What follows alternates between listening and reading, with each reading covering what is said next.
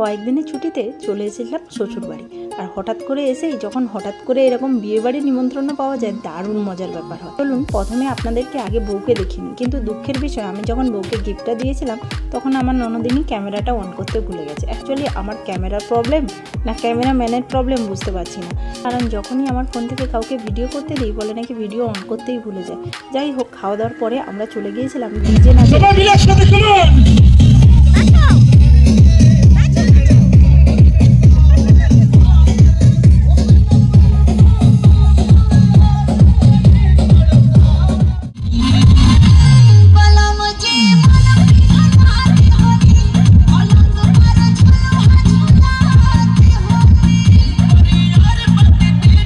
খাওয়া দাওয়ার পরে গান শুনে একটু তো নাচতে ইচ্ছা করছিল, কিন্তু কেন জানি না হঠাৎ করে আমার লজ্জা লজ্জা ফিল হচ্ছিল।